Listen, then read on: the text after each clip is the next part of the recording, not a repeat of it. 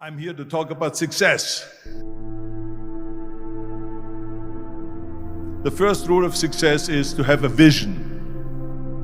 You see, if you don't have a vision of where you go, and if you don't have a goal where you go, you drift around and you never end up anywhere. I mean, as you know, I was born in 1947 in Austria after the Second World War. So I was very fortunate that I stumbled onto my vision. And I didn't really like Austria when I grew up. I couldn't wait to get out of there. I couldn't see myself becoming a farmer or a worker in a factory or anything like that, even though my parents wanted me to stay there and have a normal life. But that was their vision, not mine. My vision was totally different. I felt that I was born for something special, for something unique, for something big. Then one day I went to school. I remember I was 11 years old, and they showed a documentary about America. And there they showed in this documentary the huge skyscrapers, the high-rises, the huge bridges, the 6-lane freeways, and all of this stuff. And I said to myself, that's where I want to be. I don't want to be around here with these little farmhouses and these little buildings. I want to be in America. One day after school, I walked by a store in Graz. So I went inside and I looked around, and then I saw a magazine. I saw a bodybuilding magazine that had Reg Park on the cover. Reg Park was then a 3-time Mr. Universe. And I saw him on the big screen as Hercules. I read that and I said to myself, wow, this is the blueprint for my life. This is exactly what I want to do. I want to become a bodybuilding champion just like Reg Park. I want to get into movies just like Reg Park. And I want to make millions of dollars and be rich and famous just like Reg Park. Do you know how great it felt that I knew where I was going? Imagine the majority of people don't know where they're going. I knew where I was going, that I'm going to become this bodybuilding champion just like him. So it was just a question of how do you do it? I was so relieved, because when you have a goal, when you have a vision, everything becomes easy. So people always ask me, when they saw me in the gym in the pumping iron days, they say, why is it that you're working out so hard? 5 hours a day, 6 hours a day, and you have always a smile on your face. And I told people all the time, I said, because to me, I'm shooting for a goal. In front of me is the Mr. Universe title. So every rep that I do gets me closer to accomplishing that goal, to make this goal, this vision turn into reality. Every single set that I do, every repetition, every weight that I lift will get me a step closer to turn this goal into reality. So I couldn't wait to do another 500-pound squat.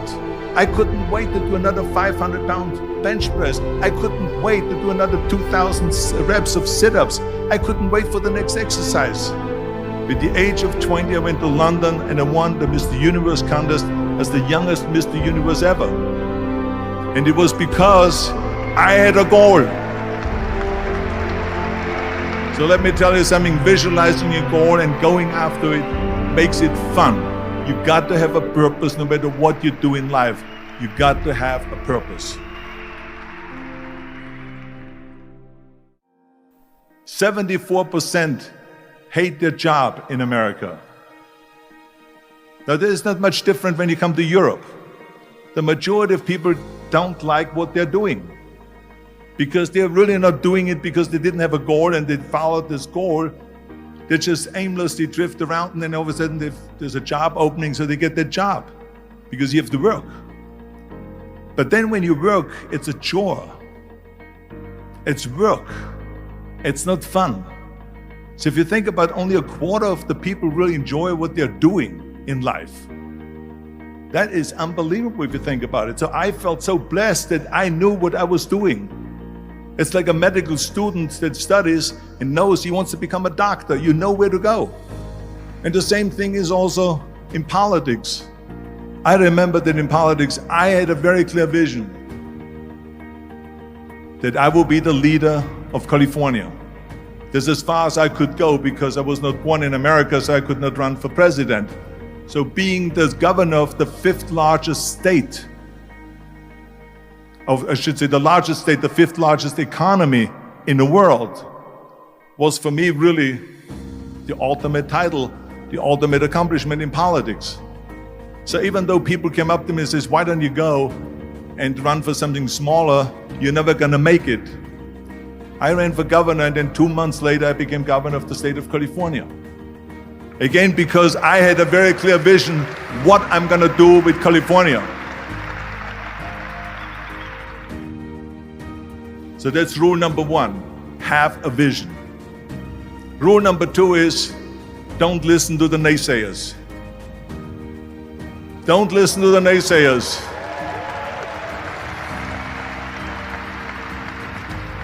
Everything I ever did, the thing that I heard out of people's mouth was, that's impossible. That can't be done. Or no. That is exactly what I heard, and of course I proved to the people that it can't be done. So whenever someone said to me, it can't be done, I heard, it can be done. When they said no, I heard yes. And when they said it's impossible, I heard it is possible. I'm a strong believer of what Nelson Mandela said, that everything is always impossible until someone does it. Well, I'm going to be the one, I said to myself, I'm going to do it and I'm going to show it to them. Maybe it has never been done before. That's perfectly fine with me. But I'm going to do it. And I did not listen to the naysayers. It's all about the hard work that you put in. I said to myself, in bodybuilding I worked out 5-6 hours a day. I'm going to do the same thing now for acting. And of course I went to college to study English. I studied the accent removal, acting classes, and all of this stuff all day long. I worked and I worked and I worked. And within a short period of time, I made one movie called Hercules in New York, which of course went right into the toilet. But it didn't discourage me. I still had the same vision. And then all of a sudden I did Streets of San Francisco. I did Stay Hungry and Pumping Iron and The Villain. And then all of a sudden I was asked by Dino De Laurentiis and by Universal Studio to star in Conan the Barbarian. And after I did Conan the Barbarian, the director at the press conference said to the press, the director was John Milius. He said to the press, if we wouldn't have had Arnold, we would have had to build one. So think about that. The very body that they said can never be sold because the time is wrong. A few years later, I'm doing Conan the Barbarian, and it was the #1 hit at the box office when it came out in the summer of '82. Think about that. And the director says, if we wouldn't have had his body, we would have had to build one. So all of a sudden, my body became an asset, not a liability. And the same thing was with Terminator. After we were finished filming Terminator, Jim Cameron said to the press, if Arnold wouldn't have had that accent and talked like a machine, I think the movie wouldn't have worked. So think about that. The body and the accent that they attacked was an asset. But I didn't listen to those losers. I didn't listen to them at all. It's just the reality of it is that you cannot listen to the naysayers. So this is a very important lesson for all of you. So when someone says, no, this is a stupid idea, you in your mind, you don't have to say it, but in your mind just say to yourself, you asshole. What do you know? Why do you want to work out? What is your goal? The most important thing is that you have a vision, that you have a goal. Because without that vision and without that goal, again, you're drifting around and you're never gonna end up anywhere. People don't become successful just by accident. Maybe the guy that found gold in California and started the gold rush, but don't count on that. That's a one in a lifetime kind of a situation. So you got to really have a specific goal, and to me, to have that vision that I want to be Mr. Universe, that I want to be the greatest bodybuilder of all time. That was a great vision, and that specifically to look like Reg Park and to be up there on that stage and to lift the trophy overhead and to win the championship over and over and over again. So that was a great goal. You have to have a goal. Now, it doesn't have to be that specific goal, but it has to have some goal. This is why I always recommend to people, sit down, take your time, and start thinking about, why do you want to work out? What is your goal? And that can be as crazy as it is. It could be, I want to impress girls. If that's your goal, so be it, but it motivates you.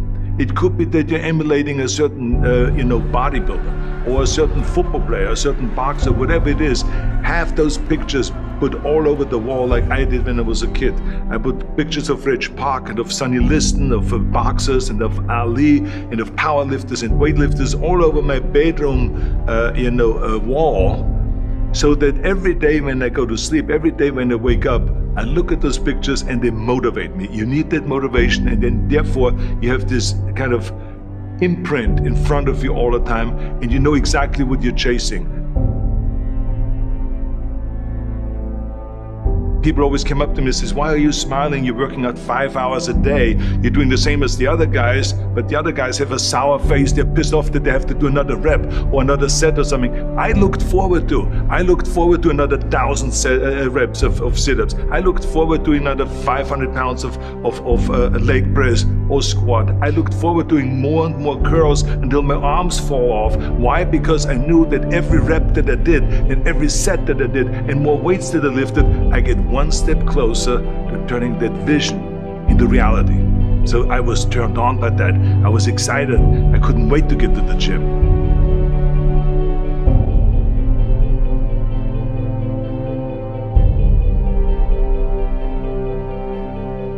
I remember that when I weighed 245 pounds, and Bob Rafelson, the director of Stay Hungry, said to me that I'm interested in having you come in for a reading and work on your acting and all this, because I'm interested in having you in a movie to star with Jeff Bridges and with Sally Fields. I was delighted about that, and I was excited, and I started pumping up more and more. And then he said, but I don't want you to weigh more than 210 pounds. You want me to be in the movie, but I'm weighing 245, 246. I say, I just won the Olympia, I say, which was 1974, and I was really at my biggest. And but he demanded that, and he says, look, it's very simple. On the day we start shooting, he says, I'm gonna put you on a scale, and if you don't make the 210, you're out, because I have someone else in mind. And I worked on it. I started visualizing myself very clearly as a lean athlete, because that's the only way I could lose that weight and all of a sudden get interested in running more, because up until that point I ran like 3 miles after training.